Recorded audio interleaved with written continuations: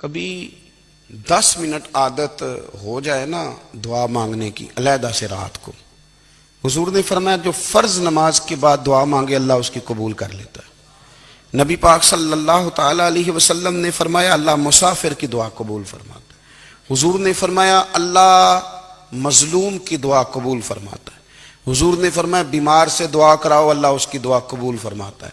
میرے نبی پاک نے فرمایا ماں باپ جب بھی اولاد کے لیے ہاتھ اٹھائیں، ویسے تے بلے شاہ تو آسمانی اڑ دیا ہی پھڑ دیں، جڑا گھر بیٹھا انہوں بڑھیا ہی نہیں۔ حضور فرمانے لگے ماں باپ جب بھی اولاد کے لیے دعا فرمائیں اللہ ان کی دعا کو قبول کرتا ہے۔ آپ اپنا تعلق بنائیں دعا کے ساتھ، عبادت کے ساتھ، مصلی کے ساتھ رشتہ بنائیں، استغفار پڑھیں۔ صلاح الدین ایوبی صلیبی جنگوں میں تھے، رات کو مسجد اقصی میں نماز پڑھی تو پریشان تھے۔ ایک بزرگ سے ملاقات ہوئی تو وہ کہنے لگے کہ آپ بڑے پریشان ہیں۔ کہنے لگے حضور پریشان اس لیے ہوں کہ پہلے ہی مسلمان کمزور ہے، اب میں نے سنا ہے دشمن کا ایک بحری بیڑا وہ جنگی سامان سے بھرا ہوا آ رہا ہے، تو اب ان کے پاس اور تلواریں اور نیزے آ جائیں گے، مسلمانوں کے پاس پہلے ہی وسائل کی کمی ہے، پریشان ہو کس طرح کر کے مقابلہ کریں گے۔ یہ بات کہتے ہی صلاح الدین ایوبی نے بزرگوں سے کہا حضور آپ بھی دعا کرنا، دعا کی بڑی طاقت ہے۔ میرے نبی پاک نے فرمایا دعا مومن کا ہتھیار ہے، دعا مومن کا حضور نے فرمایا تقدیر کو سوائے دعا کے کوئی چیز نہیں بدل سکتی۔ دعا مومن کا ہتھیار ہے، یہ کافر کے پاس کوئی نہیں، یہ ہتھیار ہے مومن کا۔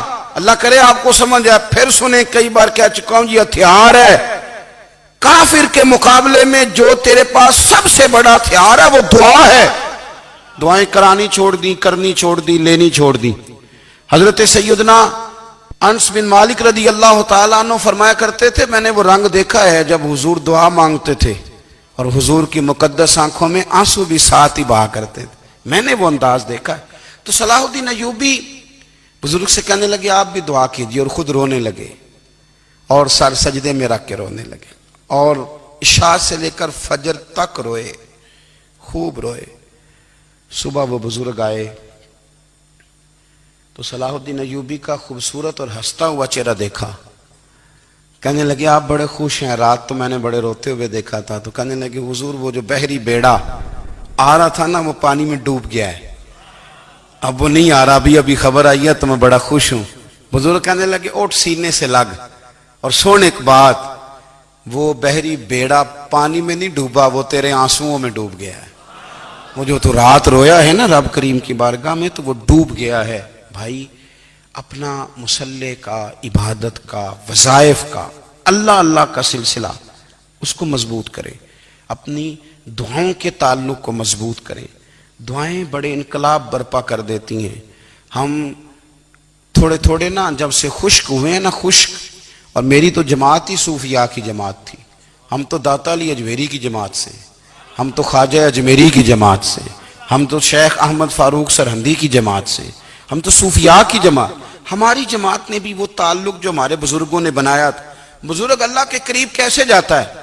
ہمارے یہاں نا بہت سارے لوگ کہتے ہیں جی نظر ہو گئی تو کام ہو گیا۔ بھائی جو بخاری مسلم میں طریقہ ہے نا اللہ کا قرب پانے کا وہ تو نفل ہے۔ نبی کریم علیہ السلام نے فرمایا بندہ نفلوں کے ذریعے رب کے قریب جاتا ہے، اور اتنا قریب جاتا ہے کہ پھر اللہ اس کی زبان بن جاتا ہے، اللہ اس کی آنکھیں بن جاتا ہے، کان بن جاتا ہے، ہاتھ اور پیر بن جاتا ہے۔ تو یہ تو عبادت ہے، یہ تو اللہ کی بارگاہ کی حاضری ہے جو آپ کو اللہ کے قریب کرے گی۔ تو نماز کو اہمیت دے کے ادا کریں، نمازیں موبائل بند کر کے ادا کریں۔ لیکن نا کچھ لوگ کہتے ہیں مجھے ٹائم نہیں ملتا نماز کا، تو میں کہتا ہوں یہ آپ نے بڑی جرت کی بات کی ہے۔ مجھے کو میرا پیر بھائی کہہ دینا میرے پاس ٹائم نہیں آپ کو ملنے کا، تو میں کہتا ہوں آج کے بعد آنا ہی نہ۔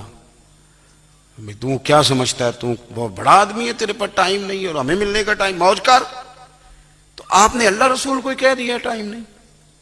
اور عجیب فلسفہ ہے نا، کہا جائے نماز پڑھنے آؤ تو کہتے ہیں کپڑے ٹھیک نہیں، اور کہا جائے کہ آؤ ذرا دعوت پہ چلیں تو کہتے ہیں ایک منٹ ٹھہر میں کپڑے بدل کے آیا۔ نماز کے لیے کہا تو کہتا ٹھیک نہیں، دعوت کے لیے کہا تو کہتا میں ذرا تیاری کر لوں، یوں جانا مناسب نہیں۔ یہ معاملہ ٹھیک نہیں۔ رب تو فرماتا ہے کہ جب تو مسجد میں آ تو زینت اختیار کر کے آ، خوب ذوق سے دعا مانگیں، خوب شوق سے نماز پڑھیں، خوب استغفار کا مزاج بنائیں۔ آپ لوگوں کے بیچ رہ کے سکھ حاصل کرنا چاہتے ہیں، لیکن آپ کو پتہ ہے کئی مہینے غار حرا میں رہنا بھی مدینے والے محبوب کا طریقہ ہے۔ ہر سال اعتکاف بیٹھنا الگ سے، یہ بھی حضور کا طریقہ ہے۔ مسجد نبی کے اندر دروازہ کھلتا تھا نبی کریم کا، پر گھر کے اندر نفل پڑھے نبی پاک نے، اور حضور فرماتے ہیں کچھ نفل نماز گھر میں بھی پڑھا کرو، گھر کو قبرستان نہ بناؤ۔ ہمارا گھر اللہ کے ذکر سے آباد ہوگا،